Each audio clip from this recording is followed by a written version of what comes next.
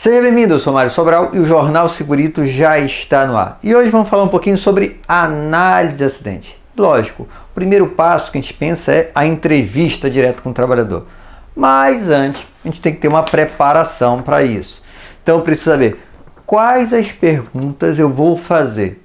Então eu acho que é necessário, antes de chegar lá, você já preparar alguma coisa e já entender o que aconteceu. Ah, professor, mas o ideal não é pegar o trabalhador ainda quente ali, sim, o mais breve possível, mas se você planejar, eu acho que ficará melhor essa sua entrevista. E também verificar se você não vai precisar de informações de algum especialista. E especialista não necessariamente externo à empresa. Por exemplo, uma determinada máquina, talvez você precise de alguém da manutenção para entender melhor porque ela falhou e tudo mais. Então eu preciso também já pensar com quem eu tenho que conversar além do trabalhador, os testemunhas e tudo mais.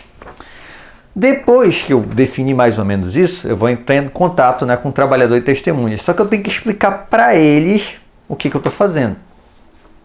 Em geral, quando vai se coletar as informações, se pergunta direto como foi que aconteceu. Eu recomendo que você não comece por aí. Você comece perguntando como é que você trabalha aqui. E esse é o principal problema. Geralmente, quando vai se avaliar um acidente, alguma coisa assim, as pessoas não sabem o que acontecia normalmente. E aí, pegam só a situação do acidente. Eu preciso entender o processo. Eu preciso saber se teve alguma alteração ou se aquilo ali que foi um problema acontecia todo dia, porque o normal é aquele. Ah, mas estava fora do procedimento. Mas se aquele era o normal, então simplesmente as pessoas não seguiam o procedimento. Então preciso entender como é que funciona aqui. Como é que as pessoas atuam. Conversa primeiro para entender isso e depois o que aconteceu. Essa seria a situação ideal. Só que na hora que eu vou coletar as informações, eu vou coletar as informações por meio de testemunhas, mas eu também devo coletar as informações por evidências físicas e documentais. Vamos pegar um exemplo de evidência física. Eu tenho uma máquina lá que quebrou uma determinada peça e essa peça foi responsável. Posso ir lá ver, tirar fotos, tudo mais, filmar. É uma evidência física.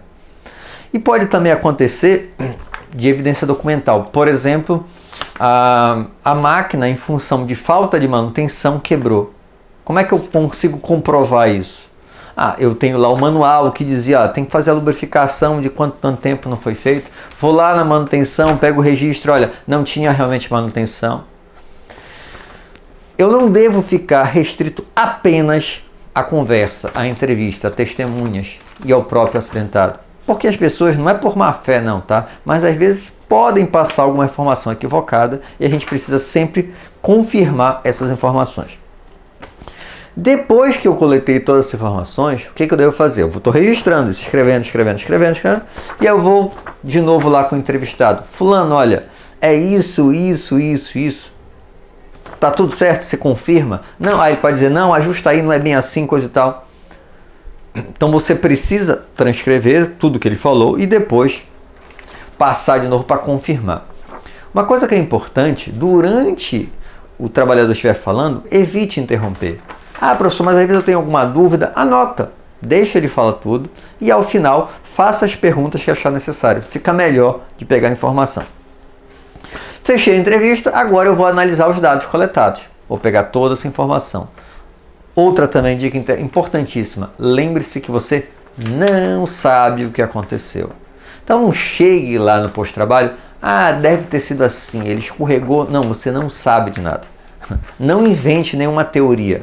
Tá? Colete primeiro todas as informações e depois de ter coletado todas as informações, aí sim você começa talvez a pensar com base em tudo aquilo. Se você pensar antes, você vai acabar induzindo para esse seu raciocínio. E aí pode estar errado, tá? Mais uma coisa importante enquanto você estiver fazendo as entrevistas. Nessa entrevista, as perguntas devem ser geralmente abertas. Lógico, se você está perguntando a idade do trabalhador, está perguntando o tempo que ele tem na empresa, aí é objetivo, não tem jeito. Mas, por exemplo, você vai perguntar sobre a manutenção da máquina. Aí até coloquei aqui, você pode perguntar, a manutenção era deficiente na referida máquina? Ou você pode fazer a seguinte pergunta, como era a manutenção da referida máquina? Percebe que na primeira versão eu estou meio induzindo. Eu já estou perguntando se era deficiente, tá? Eu estou fechando muito. Então eu posso deixar mais aberto isso, e quanto mais aberto, melhor. Em relação aos documentos que você vai utilizar para complementar essa análise. Lógico, tem vários, vou citar alguns, mas você deve complementar. Primeiro, pegar lá os treinamentos das pessoas envolvidas. Então, quais são os treinamentos que os trabalhadores envolvidos no acidente diretamente realizaram? Esses treinamentos foram bem feitos, não feitos? Tem como analisar isso?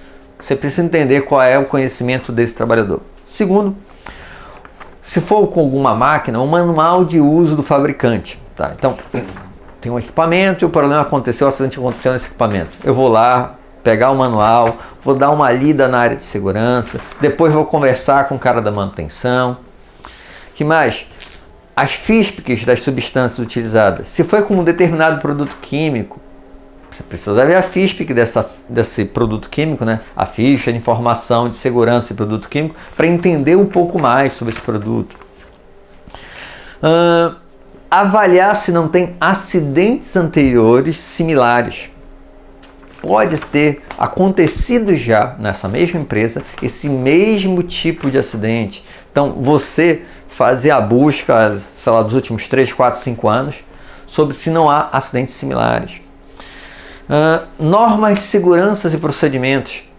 Existe algum tipo de procedimento, alguma norma relacionada à segurança naquele setor? E aí, aquilo que a gente falou anteriormente.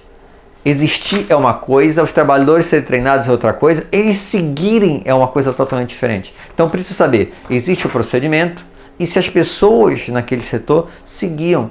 Ah, professor, mas tinham que seguir a obrigação. Entre ser obrigação e seguir é uma distância. E se todo mundo sabe que não seguiam, eu não posso cobrar em cima do trabalhador. Ah, a culpa foi tua porque você não seguiu o procedimento. Todo mundo sabia naquele setor que o procedimento não era seguido. Então, a gente tem que analisar isso também. Informações acerca do estado da máquina. Tem substituição de algum componente? Houve um ajuste a curto prazo? Tem sempre a manutenção? Isso tudo tem que ser analisado. Layout da área. Então, tem espaço suficiente para o trabalho? Como é que o transporte ali no entorno? Passa carrinho, não passa carrinho? Esse tipo de coisa eu tenho que analisar também. As condições gerais do local de trabalho, não só de ruído, de calor, de iluminação, mas também, por exemplo, limpeza, que vai fazer diferença. Tem muitas peças jogadas que o trabalhador pode tropeçar. Percebe que tem muitos itens que podem e devem ser coletados para complementar essa sua informação. E uma coisa que eu acho importante, enquanto você estiver fazendo toda essa coleta e analisando o acidente, algumas perguntas têm que estar na sua mente. Então, quais são as perguntas que você tem que responder ao final do acidente? Primeiro, quem se acidentou? Tem que entender isso. Onde ocorreu o acidente? Quando ocorreu o acidente? Essa geralmente você consegue responder. Essa aqui que é mais difícil. O que ocorreu? O que ocorria antes, né? E no momento do acidente. Geralmente no momento a gente consegue essa descrição um pouquinho mais detalhada. Mas o que acontecia antes, nem sempre as pessoas analisam, e para saber justamente se houve alguma mudança. E qual foi essa mudança que pode ter originado o acidente. Por que ocorreu o acidente, ok? E por que não aconteceu antes. Isso também é bem importante. Se aquela situação ali que você levantou tudo, olha, aconteceu por causa disso, disso, disso, e você, na sua cabeça, era algo que sempre ocorria. Então por que isso aconteceu hoje e não aconteceu há um mês atrás, 6 meses atrás, há um ano atrás? Tá? Então é importante entender o detalhe. E isso é bem difícil às vezes porque talvez em função de um monte de variáveis aconteceu naquele dia e no dia seguinte não vai acontecer de novo todas as variáveis que encaixem e por causa daqueles motivos em conjunto é que ocorreu o acidente. Isso é bem difícil de identificar e geralmente se fica só numa análise rasa. Tem mais duas perguntinhas que não tem diretamente a ver com o acidente, mas a gente vai aproveitar, sugiro que você aproveite a ocasião para fazê-las. Primeiro, há alguma atividade que você realiza que pode originar um acidente? Então você conversa, já está conversando com os trabalhadores e já pergunta para eles. Olha, nessa sua atividade não tem nada a ver com esse acidente, mas tem alguma coisa que você faz que talvez possa originar um acidente? É uma forma de você identificar novos problemas. E também, qual procedimento você acredita que dificultam a sua atividade? Porque se dificulta a atividade, o cara já não faz 100% e talvez em função disso gere um novo acidente. Percebe que eu perguntar isso para todo mundo é difícil. Mas se eu criar o hábito de perguntar para as pessoas que se acidentaram, talvez eu consiga identificar futuros problemas e resolva antes que venha a se tornar um acidente. Lógico que isso aqui é só uma visão geral, mas acho que já deu para te dar algumas dicas de como fazer essa análise, pelo menos a questão da entrevista e a coleta de informações.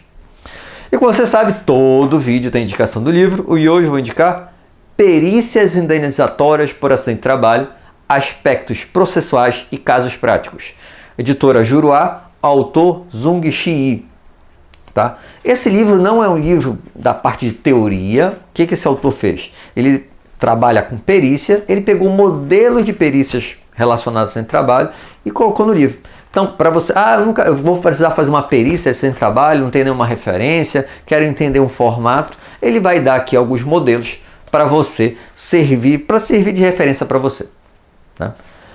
Espero que tenham gostado. Se gostaram, já sabe, né? Curte, compartilha. E tem alguma dúvida ou sugestão de pauta? É só colocar aí embaixo nos comentários ou mandar um e-mail para sobralj@hotmail.com. Um abraço e até o próximo programa.